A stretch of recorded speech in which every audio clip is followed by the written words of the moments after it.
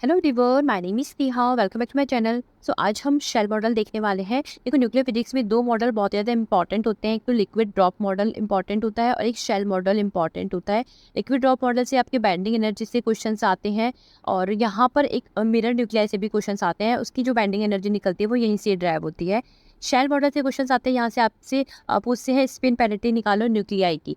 ठीक है। सो न्यूक्लियाई की स्पिन पेरिटी कब निकलती है? जब आपको शेल मॉडल पता होता है। ठीक है, यहाँ पर हम कौन से पोटेंशियल यूज़ करते हैं, एनर्जी लेवल्स को किस तरह से डिफाइन करते हैं, ये आपको समझ में आता है, तभी आप स्पिन पैरिटी निकाल पाते हो। ठीक है, तो आज हम इसको डिटेल में देखने वाले हैं। तो let's start it. Before that, if like my video, subscribe to my channel, press the bell icon and thumbs up button. Thank you.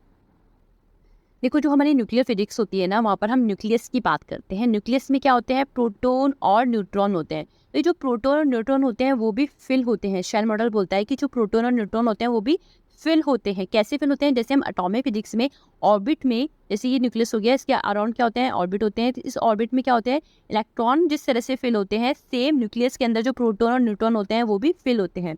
ठीक है। सो ऑर्बिट में इलेक्ट्रॉन किस तरह से फिल होते हैं? 2n के स्क्वायर की फॉर्म में। तो फर्स्ट ऑर्बिट में मैक्सिमम 2 इलेक्ट्रॉन आ सकते हैं, सेकंड ऑर्बिट में मैक्सिमम 8 इलेक्ट्रॉन आ सकते हैं। तो ये जो लास्ट वाले जो इलेक्ट्रॉन्स होते हैं इसको हम इनर्ट गैस बोलते हैं। क्या है? तो मैक्सिमम 2 पर ये फर्स्ट वाला ऑर्बिट क्लोज होता है और सेकंड वाला ऑर्बिट क्लोज होता है 8 पर। तो इस तरह से जो न्यूक्लियस होता है, ये वाला न्यूक्लियस, इस न्यूक्लियस की में भी जो प्रोटॉन और न्यूट्रॉन होते हैं वो फिलअप होते जाते हैं। ठीक है। तो shell, according to this shell model, nucleus has the shell like structure. ठीक है। मतलब ये जो शेल मॉडल होता है न्यूक्लियाई के स्ट्रक्चर को डिफाइन करता है। ठीक है। तो यहाँ पर जो शेल क्लोज होते हैं, जैसे ऑर्बिट क्लोज होता है 2n के स्क्वायर में, वैसे शेल जो क्लोज होती है वो मैजिक नंबर पे क्लोज होती है। ये शेल मॉडल बोलता है। मैजिक नंबर कौन कौन से होते हैं? 2, 8, 20, 28, 50, 82 और 126। ठीक है। इस तरह से यहाँ पर मैजिक नंबर पे शेल क्लोज होती है। और शेल मॉडल क्या डिफाइन करता है?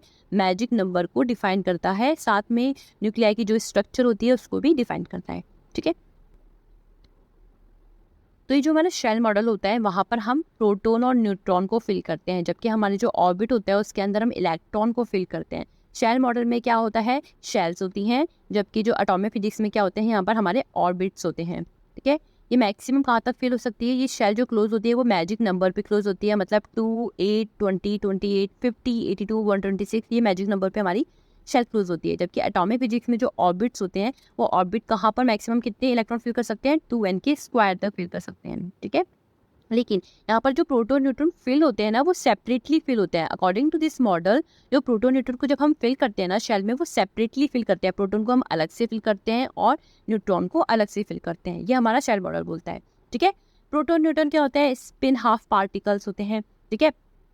देखो, जहाँ पर भी जिस भी न्यूक्लियस के पास प्रोटॉन और न्यूट्रॉन का मैजिक नंबर होता है।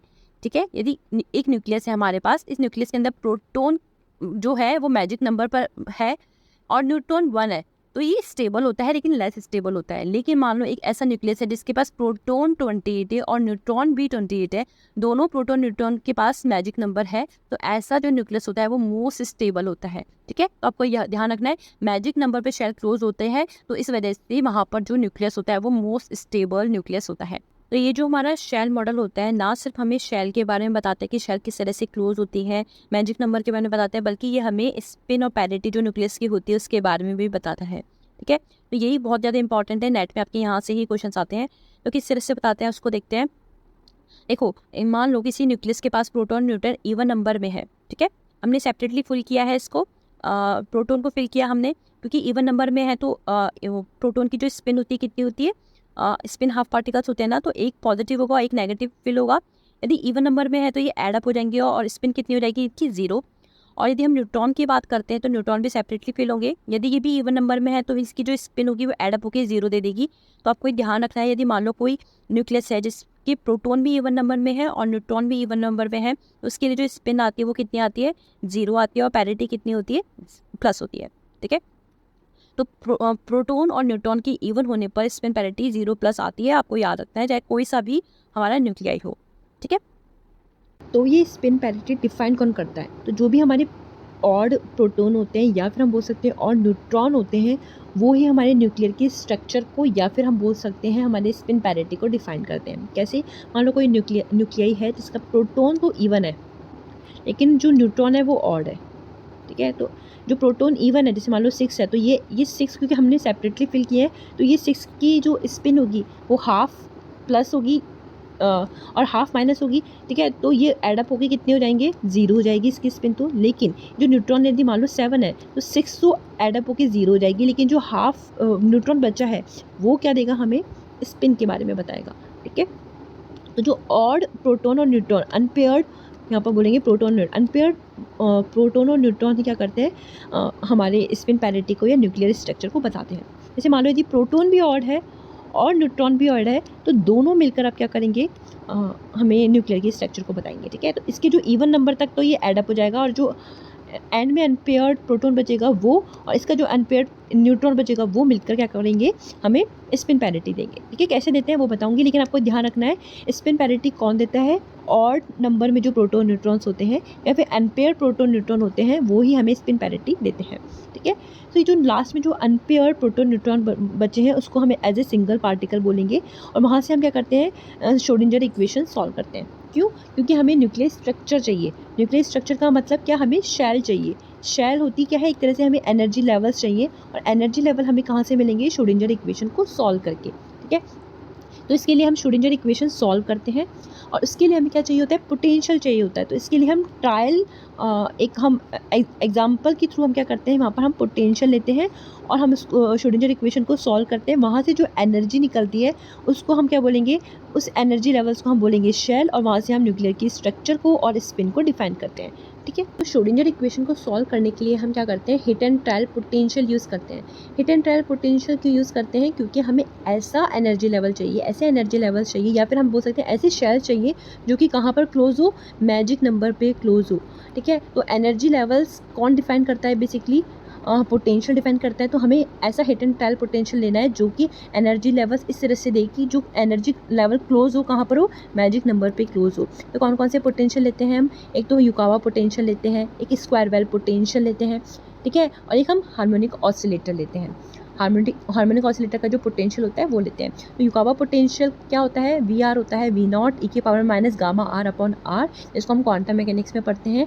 सेकंड होता है हमारा स्क्वायर वेल पोटेंशियल, जहाँ पोटेंशियल स्क्वायर वेल पोटेंशियल क्या, -a to a पर पोटेंशियल हो, लेकिन उसके बाद पोटेंशियल क्या हो, 0 हो, तो ये हमारा क्या होता है, स्क्वायर वेल पोटेंशियल। एक हमारा हार्मोनिक ऑसिलेटर होता है, इसका पोटेंशियल क्या होता है, 1/2 m⍵² r², और हम V0 एक ऐसे ही कांस्टेंट ले लेते हैं, ठीक है। तो हार्मोनिक ऑसिलेटर वाला हम पोटेंशियल लेते हैं। लेकिन हम जब इसको सॉल्व करते हैं श्रोडिंगर इक्वेशन के साथ, तो हम देखते हैं कि ये दोनों ही स्क्वायर वेल पोटेंशियल या फिर युकावा पोटेंशियल दोनों ही हमें एनर्जी लेवल्स अच्छे से डिफाइन नहीं करता है, मतलब हमें मैजिक नंबर को ये एक्सप्लेन नहीं करता है, जिससे कि हमें शेल स्ट्रक्चर कम्प्लीटली सॉल्व नहीं होती है, ठीक है। तो इसके लिए हम क्या करते हैं, हम लेते हैं हार्मोनिक ऑसिलेटर पोटेंशियल। लेकिन हार्मोनिक ऑसिलेटर पोटेंशियल भी एनर्जी लेवल इस तरह से नहीं देता कि हमें मैजिक नंबर वाला शेल मिल सके, ठीक है। तो इसके लिए हम क्या करते हैं, मैजिक नंबर वाला हमें शेल, क्लोज वाला शेल मिल सके, उसके लिए हम क्या करते हैं, स्पिन ऑर्बिट इंटरेक्शन को भी यूज़ करते हैं। तो इन दोनों को मिलकर हमें न्यूक्लियर शेल स्ट्रक्चर मिलती है। तो ये जो हार्मोनिक ऑसिलेटर होता है वो क्या करता है, बेसिकली हमारे जो शेल्स होते हैं उनकी एनर्जी देता है। कैसे देता है, पहले हमें इसका पोटेंशियल कंसीडर करना पड़ता है, माइनस का V0 प्लस के हाफ m⍵² r²। इसको हम श्रोडिंगर इक्वेशन में पुट करते हैं, ठीक है। यहाँ पर हम जो फंक्शन है उसको ये एज्यूम करते हैं जो कि n और l पे डिपेंड करता है, और यहाँ से जब हम सॉल्व करते हैं तो इसकी एनर्जी ये आती है, क्या होती है, लैम्डा प्लस 3/2 h×ω। यहाँ पर लैम्डा क्या होता है, लैम्डा होता है 2n + l - 2, ठीक है। इस तरह से यहाँ पर हार्मोनिक ऑसिलेटर एनर्जी देता है। तो हार्मोनिक ऑसिलेटर क्या करता है, टेल्स अबाउट दी शेल्स या फिर एनर्जी लेवल्स के बारे में बात करता है। तो यहाँ पर जो लैम्डा होता है वो 2n + l - 2 होता है, आपको ध्यान रखना है, बहुत ही इंपॉर्टेंट है ये। यहीं से हम एनर्जी लेवल्स को फाइंड करेंगे, ठीक है। इसके बाद हम स्पिन ऑर्बिट इंटरेक्शन करते हैं। इससे क्या होता है, जो एनर्जी लेवल्स होते हैं वो स्प्लिट हो जाते हैं due to spin and orbit interaction. और जो ये स्प्लिट कैसे होते हैं, जो जे होता है वो स्प्लिट हो जाता है l+½ और l-½ में, और यहाँ से हम मैजिक नंबर वाले क्लोज शेल पता करते हैं, ठीक है। तो जो स्पिन ऑर्बिट इंटरेक्शन होती है, explain how the energy level split into further. Energy level further किस तरह से स्प्लिट होता है वो कौन बताता है, स्पिन ऑर्बिट इंटरेक्शन, और वहाँ से हमको क्लोज शेल या फिर मैजिक नंबर मिलते हैं, ठीक है। तो शेल मॉडल क्या करता है, मैजिक नंबर के बारे में बताता है, ठीक है, और ये साथ में ये भी बताता है कि स्पिन और पैरिटी न्यूक्लियस की कैसे निकालते हैं, ठीक है। और इसके लिए जो हम पोटेंशियल यूज़ करते हैं वो है हार्मोनिक ऑसिलेटर। अब हम स्पिन ऑर्बिट इंटरेक्शन और जो हार्मोनिक ऑसिलेटर है उसके थ्रू हम क्या निकालते हैं, एनर्जी लेवल्स निकालते हैं। ये एनर्जी लेवल्स इस तरह से निकलेंगे आपके पास। जब आप फॉर्मूला निकालोगे ना स्पिन पैरिटी के लिए तो आपको ये एनर्जी लेवल्स डायरेक्ट याद रखने हैं, लेकिन ये आया कैसे है वो मैं आपको बता रही हूँ, ठीक है। सो देखो हमको पता है कि जो हार्मोनिक ऑसिलेटर है उसके लिए एनर्जी इस तरह से निकली थी, lambda plus 3/2 h cross omega. तब पर लैम्डा क्या था, 2n प्लस एल माइनस का 2, ठीक है। यहाँ पर हम एनर्जी लेवल्स लेंगे तो लैम्डा क्या पॉसिबल है, 0 पॉसिबल है, क्योंकि एनर्जी लेवल यहाँ पर नॉन जीरो है तो लैम्डा 0 पॉसिबल है। तो लैम्डा 0 के लिए एन और एल की लैम्डा 0 कब होगा, एन एल की क्या वैल्यू होगी, लैम्डा 0 हो जाए तो एन की वैल्यू हम 1 और एल की वैल्यू 0 लेते हैं। तो फर्स्ट लेवल निकलता है 1s का, लैम्डा इक्वल्स टू 1 रखते हैं तो एन और एल की वैल्यू क्या होनी चाहिए, 1 1, जिससे कि लैम्डा 1 हो जाए, ठीक है। तो यहाँ 1 1 मतलब देखो ये जो एल की जो वैल्यू होती है वो एस पी डी एफ देती है, शेल्स देती है। तो एल इक्वल्स टू 0 मतलब एस, एल इक्वल्स टू 1 मतलब पी, एल इक्वल्स टू 2 मतलब डी, ठीक है।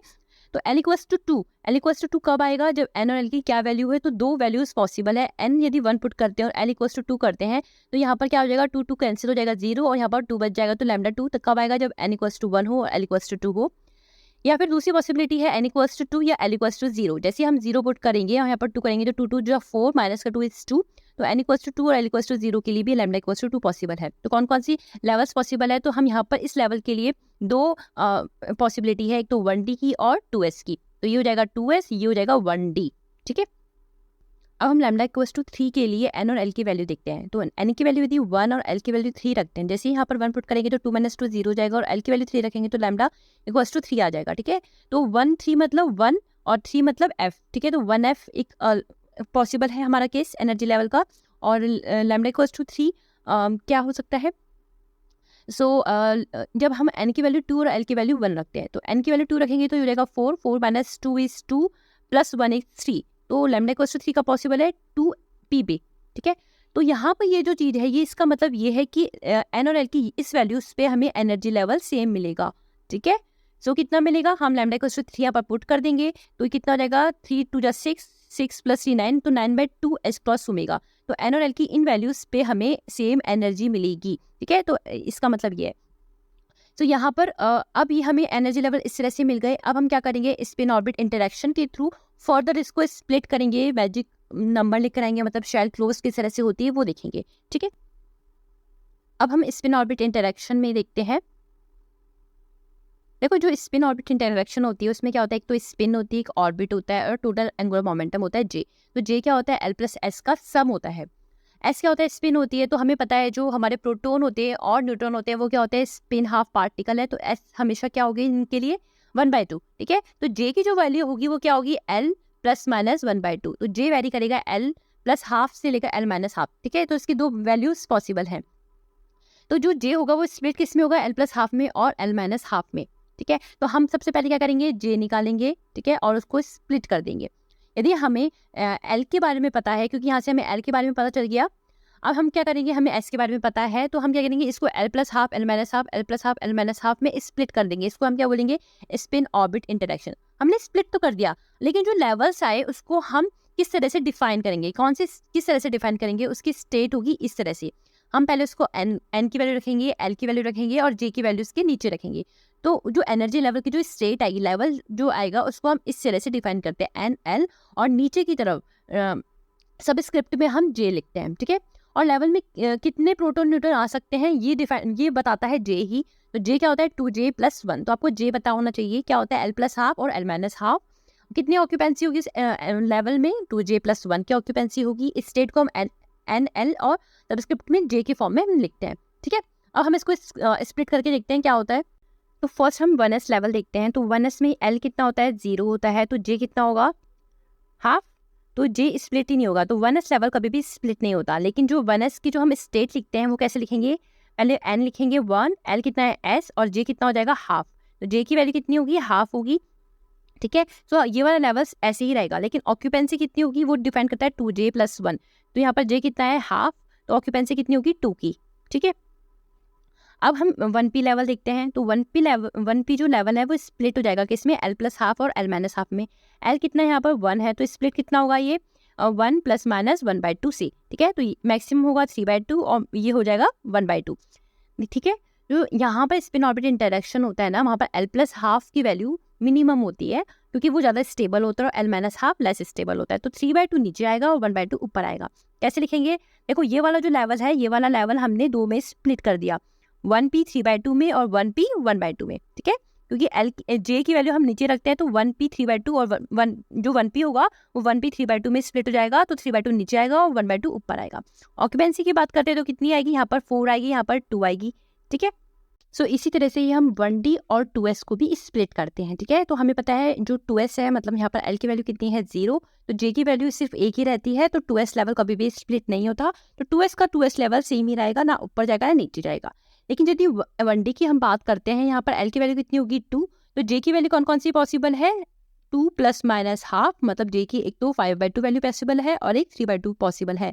तो L प्लस हाफ वाली वैल्यू नीचे आएगी और L माइनस हाफ वाली वैल्यू ऊपर आएगी, ठीक है। तो S हाफ बीच में रहेगा और D 5/2 और D 3/2 ऊपर नीचे हो जाएंगे, ठीक है। तो D 5/2 S 1/2 से नीचे चला जाएगा और D 3/2 S हाफ से ऊपर चला जाएगा, ठीक है।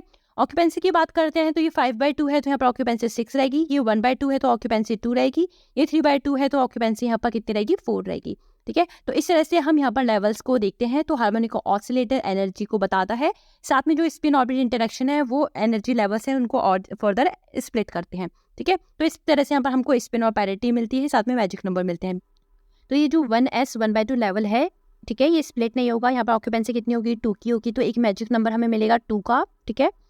जो 1p था वो स्प्लिट हो जाता है 1p 3/2 में और 1p 1/2 में। यहाँ पर ऑक्यूपेंसी कितनी होगी? 4 और 2 की, ठीक है। तो इसको ऐड करेंगे तो ये हो जाएगा हमारा 8, तो 2 8 दो मैजिक नंबर हमें मिल चुके हैं, ठीक है। अब हमारे पास होता है 1D और 2S, ये 2S तो स्प्लिट नहीं होगा, 1D स्प्लिट हो जाएगा 1D 5/2 में और 1D 3/2 में। तो ऑक्यूपेंसी होगी इसमें 6, इसमें हो जाएगी 2, इसमें हो जाएगी 4। तो यदि हम इन सबको पूरा ऐड करते हैं तो बनता है 20, तो यहाँ से 2 8 20 हमें मैजिक नंबर मिलता है।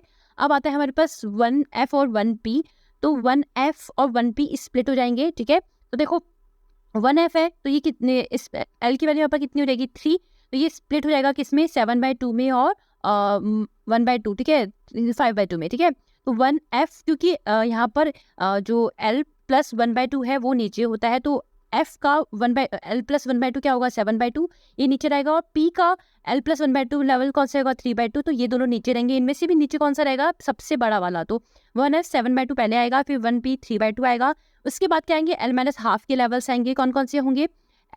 F के लिए हो जाएगा कौन सा वाला? 5/2 वाला, और P के लिए हो जाएगा 1/2 वाला। तो पहले आएगा 5/2 और फिर 1/2।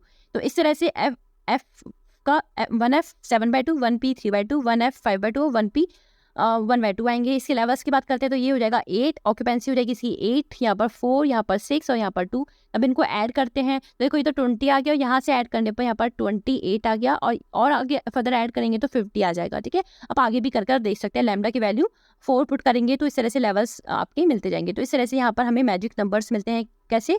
2 8 20 28 50 82 और 126।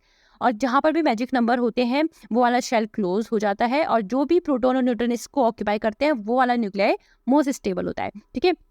हम स्पिन और पैरिटी कैसे निकालते हैं? स्पिन और पैरिटी कैसे निकालते हैं वो देखते हैं, ठीक है। देखो शेल मॉडल की जो थ्योरी होती है वो बहुत ज़्यादा इंपॉर्टेंट होती है इंटरव्यू में, या फिर आपको अपना बेसिक क्लियर करना है तो। लेकिन स्पिन पैरिटी कैसे निकालते हैं वो यहाँ से बहुत ज़्यादा इंपॉर्टेंट हो जाता है, ठीक है। तो ये दिखना आपको इंपॉर्टेंट है क्योंकि नेट में यहाँ से क्वेश्चन आते हैं। स्पिन मतलब हम न्यूक्लियर स्पिन की बात करते हैं और वो किसके बराबर होती है? J के बराबर होती है, मतलब टोटल एंगुलर मोमेंटम के बराबर होती है न्यूक्लियर स्पिन। और J कैसे निकालते हैं? जब भी हम लेवल्स पुट करते हैं तो हमने जो स्टेट देखी थी, स्टेट कैसे लिखते हैं? NL और यहाँ पर सबस्क्रिप्ट में J, तो ये जो J होता है वो यहाँ पर आता है, ठीक है। तो यदि हम प्रोटोन और न्यूट्रॉन को फिल करते हैं यहाँ पर एनर्जी लेवल में, तो लास्ट में जो भी जो अनपेयर्ड जो प्रोटोन होता है वो जहाँ पर आके रुकता है वो वाली J को हम यहाँ पर न्यूक्लियर स्पिन बोलते हैं, ठीक है। तो यदि हम इवन न्यूक्लियाई की बात करते हैं तो इवन न्यूक्लियाई में क्या होता है? कोई भी अनपेयर्ड प्रोटॉन और न्यूट्रॉन रहता नहीं है, सब पेयर्ड हो जाते हैं। तो टोटल जो एंगुलर मोमेंटम होता है वो 0 होता है यहाँ पर, और पैरिटी कितनी होती है? पॉजिटिव होती है, ठीक है। तो यहाँ पर टोटल एंगुलर मोमेंटम, मतलब हम स्पिन की बात करें तो यहाँ पर जो स्पिन होती है वो 0 होती है। यदि हम इवन और न्यूक्लियाई की बात करते हैं, देखो इवन जो भी होगा, प्रोटॉन हुआ चाहे न्यूट्रॉन हुआ, इवन तो क्या हो जाएगा? इसके लिए जो स्पिन होगी वो तो 0 हो जाएगी। लेकिन जो और प्रोटॉन हुआ या फिर और न्यूट्रॉन हुआ वो ही क्या करेगा? हमें स्पिन देगा, ठीक है। तो और प्रोटॉन और न्यूट्रॉन जहाँ पर भी रुकेंगे वो हमारा J हो जाएगा, और यहाँ पर पैरिटी कितनी हो जाएगी? -1 की पावर L, ठीक है। अब हम बात करते हैं थर्ड केस, जहाँ पर प्रोटॉन भी ऑड हो और न्यूट्रॉन भी ऑड हो। इन दोनों केस में हम क्या करते हैं, क्योंकि हमें पता है हम प्रोटॉन को सेपरेटली फिल करते हैं और न्यूट्रॉन को हम सेपरेटली फिल करते हैं। तो प्रोटॉन और न्यूट्रॉन का जो अनपेयर्ड जो प्रोटॉन होगा, जो जहाँ पर आकर रुकेगा, वो हमारा Jp हो जाएगा और न्यूट्रॉन के लिए यहाँ पर Jn हो जाएगा। ठीक है, और यहाँ पर जो भी स्टेट होगा उसके लिए हम L निकाल लेंगे, तो ये हो जाएगा Lp और यहाँ के लिए हो जाएगा Ln। जैसे हम बात करते हैं 1p 3/2, ये हो जाएगा 1p 1/2। एक एग्जाम्पल लेते हैं, तो यहाँ पर Lp की वैल्यू हो जाएगी 1 और यहाँ पर Ln की वैल्यू कितनी हो जाएगी 1, और यहाँ पर Jp की वैल्यू कितनी हो जाएगी 3/2 और यहाँ पर Jp की वैल्यू कितनी हो जाएगी हाफ। तो इस तरह से हम ऑड में क्या करते हैं, Jp भी निकालते हैं, Jn भी निकालते हैं, Lp भी निकालते हैं और Ln भी निकालते हैं। ठीक है, उसके बाद हमें क्या करना होता है, इन सबको हम ऐड करते हैं, Jp plus Jn plus Lp और Ln। यदि ऑड वैल्यू आती है तो स्पिन क्या होगी, Jp प्लस Jn होगी। मतलब प्रोटॉन और न्यूट्रॉन के लिए जो Jj की वैल्यू होगी वो ऐड हो जाएगी, और यदि इवन नंबर आता है इसका तो स्पिन क्या हो जाएगी, Jp माइनस Jn। तो बहुत ही ज़्यादा इंपॉर्टेंट है, लोगों को ये वाली चीज़ पता नहीं होती है। आपको एग्जाम जो बुक्स होती है जनरली आपको ये चीज़ें मिल जाती हैं, लेकिन ये वाली बात आप तभी पढ़ते हो जब आप कोई अच्छी बुक पढ़ते हो तब। ठीक है, तो यदि हम इवन नंबर में आता है तो जो स्पिन होगी वो क्या होगी, Jp और Jn के लिए जो वैल्यूज आती है उसका माइनस करते हैं तब। ठीक है, अब हम क्वेश्चन देखेंगे तो अच्छे से समझ में आ जाएगा। सबसे पहले हम पैरिटी देख लेते हैं। देखो इवन न्यूक्लियाई के लिए पैरिटी हमेशा पॉजिटिव होती है, तो जब भी आप देखोगे इवन न्यूक्लियाई आता है तो उसके लिए स्पिन पैरिटी कितनी लिखते हैं हम, 0+। तो उसके लिए स्पिन हो जाएगी 0 और पैरिटी हो जाएगी प्लस। ठीक है, जब हम इवन और न्यूक्लियाई की बात करते हैं तो वहाँ पर पैरिटी कितनी होती है, -1 की पावर L। तो जहाँ पर भी L होगा L की वैल्यू यहाँ पर पुट कर देंगे और -1 की पावर L कर देंगे। ठीक है, जब हम ऑड और न्यूक्लियाई की बात करते हैं तो हमें पता है हम ऑड और न्यूक्लियाई में प्रोटॉन को भी फिल करते हैं और न्यूट्रॉन को भी फिल करते हैं। उसके लिए हम Jp अलग निकालते हैं, Lp अलग निकालते हैं, न्यूट्रॉन के लिए Jn अलग निकालते हैं और Ln अलग निकालते हैं। ठीक है, यहाँ पर जो भी Lp और Ln आएगा ना, वहाँ से हम पैरिटी निकालते हैं। क्या होगा, -1 की पावर Lp प्लस Ln, क्योंकि पैरिटी क्या होती है, मल्टीप्लाई होता है। तो पैरिटी, टोटल पैरिटी क्या होगी, Pp प्लस Pn हो जाएगी -1 की पावर Lp और -1 की पावर Ln। यदि हम इसको ऐड करेंगे, क्योंकि पावर है तो ऐड हो जाएगी, तो -1 Lp प्लस Ln। तो इस तरह से और न्यूक्लियाई में जो पैरिटी होती है वो इस तरह से निकालते हैं। तो अब हम एग्जांपल लेते हैं। तो सबसे पहले बात करते हैं कैल्शियम की। कैल्शियम होता है 2040। तो यहाँ पे प्रोटॉन की बात करते हैं तो प्रोटॉन है यहाँ पर 20 और न्यूट्रॉन कितना है, A-Z, कितना हुआ 20। ठीक है, तो प्रोटॉन और न्यूट्रॉन दोनों ही यहाँ पर क्या है, इवन। तो इवन न्यूक्लियाई के लिए J कितना होता है, 0 और पैरिटी कितनी होती है, प्लस। तो स्पिन पैरिटी की बात करते हैं तो कितना आंसर आएगा, 0+। ठीक है, तो सेकंड हम बात करते हैं एल्युमिनियम की। तो एल्युमिनियम कितना होता है, 13 और 27। तो यहाँ पर प्रोटॉन कितना है, 13 और न्यूट्रॉन कितना है यहाँ पर 14। ठीक है, तो न्यूट्रॉन इवन नंबर में है तो यहाँ पर जो स्पिन होगी इसकी ऐड करने पर 0 आएगी, लेकिन यहाँ पर जो प्रोटॉन है वो ऑड नंबर में है, तो यहाँ पर एक अनपेयर्ड प्रोटॉन रह जाएगा जो हमें स्पिन और पैरिटी देता है। ठीक है, तो हम इसको फिलअप करेंगे प्रोटॉन को। तो यहाँ पर हम लेवल्स में प्रोटॉन को फिलअप करते हैं। तो क्योंकि हमें पता है प्रोटॉन और न्यूट्रॉन सेपरेटली फिलअप होता है, तो हम पहले प्रोटॉन को फिलअप करेंगे। तो यहाँ पर प्रोटॉन को ही फिलअप करेंगे, सॉरी। ठीक है, तो क्योंकि न्यूट्रॉन तो इवन नंबर में है, तो हम यहाँ पर 13 फिलअप करते हैं प्रोटॉन को। देखो 2 यहाँ पर फिलअप हो जाएगा, 4 और 2, तो इस तरह से यहाँ पर 8 फिलअप हो जाएंगे। बच्चे कितने, 5। तो 5 फिलअप कहाँ पर होंगे, प्रोटॉन 5 फिलअप होंगे यहाँ पर। ठीक है, तो यहाँ पर 5 फिलअप हो जाएंगे, तो 4 तो इस तरह से आ जाएंगे और जो स्पिन देंगे 0। यहाँ पर एक अनपेयर्ड रह जाएगा हमारा प्रोटॉन, और यहाँ पर अनपेयर्ड कहाँ पर आएगा, J = 5/2 पे। ठीक है, और यहाँ पर L कितना है, L है यहाँ पर 2। तो इस तरह से यदि हम बात करते हैं एल्युमिनियम 13 और 27 की, तो यहाँ पर अनपेयर्ड प्रोटॉन कहाँ पर रहा, D 5/2 पे। तो यहाँ पर स्पिन कितनी होगी हमारी 5/2 और पैरिटी कितनी होगी, -1 की पावर L। तो L कितना है, 2, तो ये हो जाएगा पॉजिटिव। तो इसके लिए हमारा जो स्पिन पैरिटी है वो कितना आएगा, 5/2+। ठीक है, थर्ड में एग्जांपल लेते हैं K का। ठीक है, तो K कितना होता है, 1938। ठीक है, यहाँ पर प्रोटॉन कितना है, 19 और न्यूट्रॉन भी कितना है, 19। दोनों ही ऑड हैं। तो इसके लिए हम क्या करेंगे, पहले प्रोटॉन को फिल करेंगे एंड देन फिर हम न्यूट्रॉन को फिल करेंगे। ठीक है, इसके लिए हम Jp निकालेंगे, Lp निकालेंगे। इसके लिए Jn और Ln निकालेंगे। ठीक है, देखो यहाँ पर SF भरेंगे तो यहाँ पर 2 आ जाएगा, फिर हो जाएगा, फिर आएगा P 3/2, फिर आएगा P हाफ। ठीक है, फिर आएगा यहाँ पर D 5/2, यहाँ पर आएगा S हाफ, और फिर आएगा यहाँ पर D 1/2। इस ऐसे ये बन जाएगा 2 4 2, ये हो जाएगा 8 और 6 कितने होते हैं, 8 और 6 होते हैं 14, ये हो जाएगा 15 16, 15 16 और ये 3/2 है ना, तो 15 16 17 18 19, ठीक है, तो यहाँ पर 3 आ जाएंगे। तो इस तरह से यहाँ पर एक अनपेयर्ड प्रोटॉन रह जाएगा और यहाँ पर एक अनपेयर्ड इलेक्ट्रॉन रह जाएगा, न्यूट्रॉन रह जाएगा, ठीक है। तो ये D 3/2 आएगा, सेम दोनों के लिए आएगा, ठीक है। तो यहाँ पर JP की वैल्यू हो जाएगी 3/2 और LP की वैल्यू कितनी हो जाएगी 2। यहाँ पर JN की वैल्यू हो जाएगी 3/2 और LN की वैल्यू कितनी हो जाएगी 2, ठीक है। अब हम क्या करते हैं, पहले JP, JN, LP और LN की वैल्यू निकालते हैं, ठीक है। तो JP और JN कितना है, 3/2 + 3/2 + 2 + 2, ठीक है।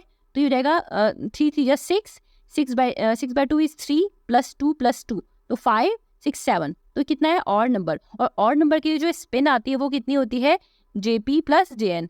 तो यहाँ पर जो स्पिन आएगी वो कितनी आएगी, 3, ठीक है। और यदि हम पैरिटी की बात करते हैं तो पैरिटी कितनी आएगी, LP + LN, तो कितनी आएगी 4, मतलब पॉजिटिव। तो इसके लिए जो स्पिन आएगी K 1930 के लिए जो स्पिन और पैरिटी आएगी वो कितनी आएगी 3+।